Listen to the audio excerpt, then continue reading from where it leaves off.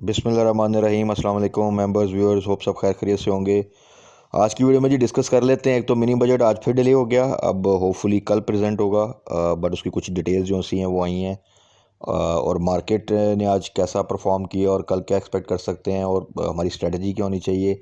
कुछ शेयर्स की न्यूज़ आपसे शेयर कर लेते हैं और कुछ शेयर जो हमने कल डिस्कस किए थे उसमें क्या स्ट्रेटजी हमारी फ़र्दर होनी चाहिए और कल हमने कौन से शेयर्स बाय करने हैं ताकि वो फ्यूचर में हमें अच्छा फ़ायदा दे सकें। तो ये तमाम चीज़ें क्विकली थोड़ा सा आज रिव्यू कर लेते हैं और डिस्कस कर लेते हैं। सबसे पहले तो आ जाएं जी मार्केट पे। मार्केट में कल तक तो एक्सपेक्टेशन थी कि मिनी बजट आ जाएगा, तो ऑब्वियसली उसके हिसाब से फिर एक हम वॉलेटिलिटी एक्सपेक्ट कर रहे थे, बट वो क्योंकि डिले हो गया तो मार्केट ने आज अगेन एक डल फेज़ जिसे कह सकते हैं आप, लो वॉल्यूम के साथ कल से कुछ बेहतर थे। कल अब नेगेटिव क्लोजिंग थी, आज थोड़ी पॉजिटिव क्लोजिंग के साथ 130 प्लस के साथ मार्केट ने जो सी क्लोजिंग दी। वीकेंड की वीडियो पे हम डिटेल में डिस्कस कर चुके थे और मैंने आपको ये बताया था कि खुदा न खास्ता कोई ज़्यादा बुरी न्यूज़ ना आई तो ये वीक कोई आप बहुत बड़ा डिप जो सा वो एक्सपेक्ट ना करें, बिकॉज के बड़ी ही थिन पॉजिटिविटी के साथ हम ऑल अराउंड द ईयर चल रहे हैं। अगर ईयर 1 ईयर रिटर्न देखें आप, और उसमें अगर कोई बड़ा डिप हम अफोर्ड नहीं कर सकते इस वक्त, अदरवाइज़ नेगेटिव क्लोजिंग आ जाएगी और होपफुली ईयर एंड जो है वो पॉजिटिव क्लोजिंग के साथ ही एक्सपेक्ट कर सकते हैं हम। तो मार्केट का ये फेज़ चल रहा है, it's not a issue again, because ये शॉपिंग टाइम है। बहुत से शेयर्स बहुत अच्छी प्राइसेस पे हैं। एक ही मसला है, मिनी बजट में कुछ सेक्टर्स जो से हैं थोड़ा सा हिट होंगे, वो प्लस अल्टीमेटली आईएमएफ के साथ हमारी डील कंक्लूड हो जाए जो कि 12 जनवरी को है। अगर उसमें अप्रूवल हो जाए देन आप एक अच्छी रैली देखेंगे। तो उस वक्त जिन लोगों ने आज बाइंग की होगी इन रेट्स के ऊपर, वो इंशाल्लाह ताला फिर क्योंकि रिजल्ट सीज़न भी स्टार्ट हो जाएगा और पॉलिटिकल साइड पे भी अगर खुदा न खास्ता कोई इशू ना हुआ तो फिर आप एक बड़ा अच्छा प्रॉफिट जो है वो गेन कर सकते हैं। और जो चीज़ें स्टक हैं कुछ लोगों की, वो एक टाइम और एक मौका मिलेगा आपको कि आप उसमें भी प्रॉफिट गेन कर लें। तो अभी के लिए जी मिनी बजट के हवाले से अभी कुछ न्यूज़ अगर आप लोग भी देख रहे होंगे इस वक्त के, एक तो जो डेवलपमेंट बजट है उसमें जो है वो 50 बिलियन की जो सी है रिडक्शन की जा रही है। तो ऑब्वियसली उसका एक थोड़ा सा नेगेटिव इफेक्ट आपके कंस्ट्रक्शन साइड के जो भी हैं सेक्टर्स उनमें आता है। उसमें सीमेंट ऑब्वियसली आते हैं, फिर स्टील आता है, उनसे रिलेटेड चीज़ें ये है। फिर पैक्ड फूड आइटम्स के ऊपर टैक्स इंक्रीज़ किया जा रहा है, ट्रैक्टर्स के ऊपर टैक्स इंक्रीज़ किया जा रहा है। तो ये सेक्टर्स थोड़ा सा आप इफ़ेक्ट होता देख सकते हैं इन शॉर्ट टर्म। बाकी जो चीज़ें जैसे ही कल प्रॉपरली सामने आएंगी तो उसके अकॉर्डिंगली फिर स्ट्रेटजी से वो फर्दर प्लान कर लेंगे। अब कल के लिए क्या है, कल के लिए देखें मार्केट के हवाले से तो सेम रेंज बाउंड एक्टिविटी। अगर कल बजट प्रॉपरली फर्दर डिले नहीं होता और प्रॉपरली प्रेजेंट होता है तो फिर आप एक वोलाटाइल सेशन जो है वो एक्सपेक्ट कर सकते हैं। उस वोलाटिलिटी में हमने अपनी अपॉर्चुनिटी अवेल करनी है। देखें वोलाटिलिटी किसी के लिए लॉस का बायस बनती है, स्टक हो जाता है बंदा, उसको लॉस बुक करना पड़ता है। और वही वॉलेटिलिटी किसी के लिए बड़ा क्विक गेन और in a short period of time एक अच्छा जो है ना वो आपको मूव भी दे जाती है कि अगर आप अपनी स्ट्रेटजी थोड़ी सी ठीक रखें। तो ये क्विकली थोड़ा सा डिस्कस कर लेते हैं कि जो शेयर्स हमने कल, एक तो पाक ऑक्सीजन जिसका डिस्कस किया था, उसकी पूरी स्ट्रेटजी बताई, उसकी बाइंग रेंज कि उसको अब फर्दर क्या वही जो हमारी स्टडी उसको फॉलो करना है, थोड़ा सा हम उसको 150 की रेंज में भी बाय कर सकते हैं। कोई बाय करना चाहता है तो कल अगेन डिप पे इसकी 145 पे बाय लगा के देखें, अगर नहीं तो 150 पे भी आप बाय कर लें। बट फिर आप जो भी क्वांटिटी आपने बाय करनी है उसका 50% आप 150 पे बाय कर लें और बाकी 50% की अमाउंट होल्ड कर लें अगर फर्दर डिप आता है तो वहाँ पे, बिकॉज के इसमें डिप के चांसेस काफ़ी कम है। और ऐसा भी ना हो कि ये मिस हो जाए और एट द सेम टाइम ऐसा भी ना हो कि आप 150 पे बाय कर लें और ये 140 के पास आ जाए तो आपको किसी किस्म का थोड़ी सी फिर परेशानी हो। तो इसको आप अब 50% 150 पे भी बाय कर सकते हैं और बाकी आप होल्ड कर लें फॉर फर्दर डिप। अच्छा जी, नेक्स्ट आ जाए ट्रीट ने। अगर आप देखें तो ट्रीट आप देखें कि इतने दिनों से 40 के लेवल को मेंटेन कर रहा है और पिछले अगर आप इनकी जितने भी पिछले प्रीवियस मंथ्स की अगर आप इसकी मूवमेंट देखें तो जब एक अच्छा खासा डिप आता है सिर्फ तब ये 40 ब्रेक करता है और फिर ये आपको 38 37 तक भी मिलता है और that was the best price, वो परफेक्ट एंट्री लेवल होता है। तो 40 इज़ नॉट बैड। कल अगर आपको डिप पे 40 बिलो मिले तो आप इसको बाय करें।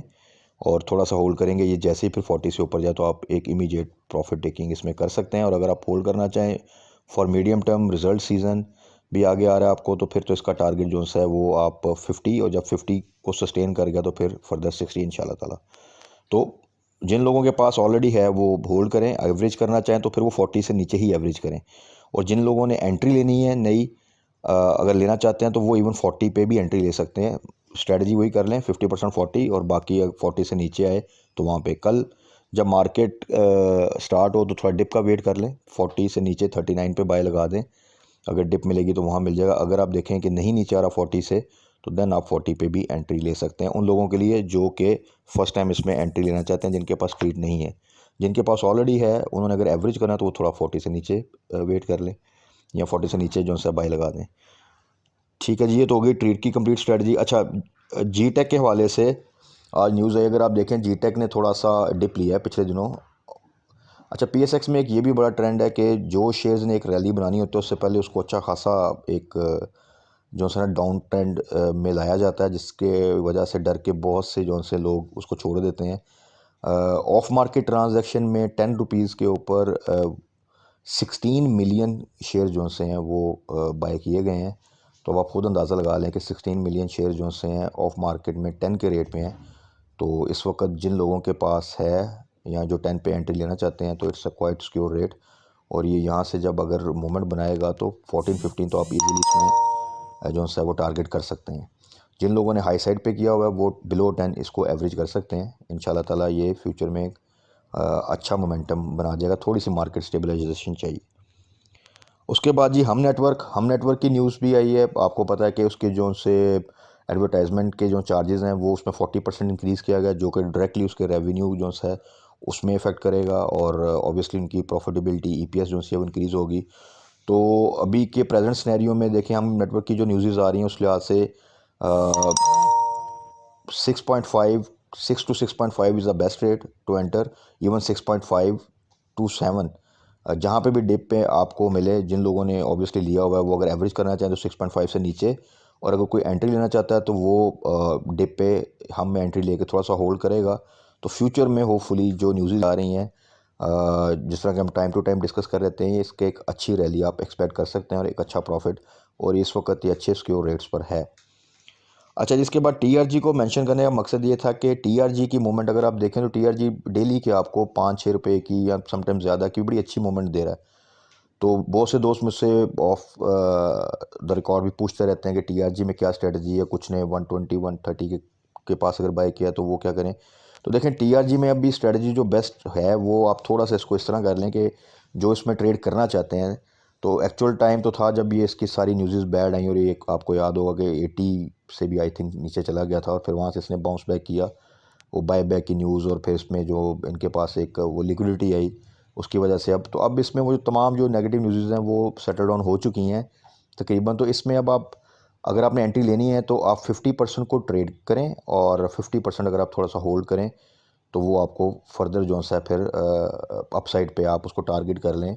जो भी आपका टारगेट है, जिस रेट पे आपने एंट्री लेनी है उससे फर्दर आप कुछ 15-20% पे कर लें, और बाकी 50% को आप ट्रेड करें। लाइक अगर आप इसको 120 के करीब बाय करते हैं तो आपने हाफ़ क्वांटिटी बाय करनी है, और हाफ़ क्वांटिटी का वेट करना है कि जब ये डिप पे है तो वहाँ पे बाय करनी है। उसको जैसे ही आपको 3-4 रुपये का प्रॉफिट आए तो वहाँ पे एग्ज़िट लें, और फिर डिप का वेट करें। और एक जो 120 पे अगर आपने लिया हुआ कोई तो उसको आप टारगेट कर लें, सपोज़ 130 या 135, इट्स अपॉन यू। बट जब आप ये 50-50 वाली स्ट्रेटजी लेकर चलेंगे तो फिर आपको इसमें किसी किस्म की वरी नहीं होगी, क्योंकि एक साइड से आपको छोटा छोटा प्रॉफिट आता रहेगा और दूसरी साइड आप होल्ड कर सकते हैं।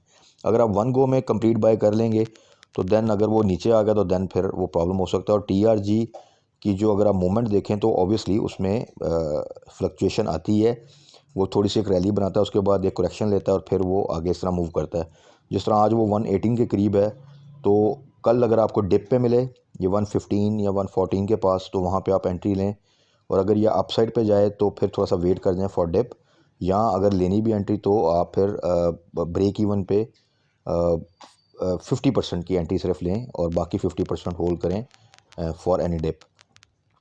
तो ये तो थी जी आज की वीडियो। इसमें जो बाकी शेयर्स हैं जो कि हम डिस्कस करते रहते हैं वीकेंड पे, वो आप सबको पता है, उसकी जो भी स्ट्रेटजीज़ हैं वो उन्हीं को फॉलो करें, क्योंकि मार्केट में इस वक्त तकरीबन एक डल फेस चल रहा है और प्राइसेस मोर और लेस उसी रेंज में मूव कर रही हैं।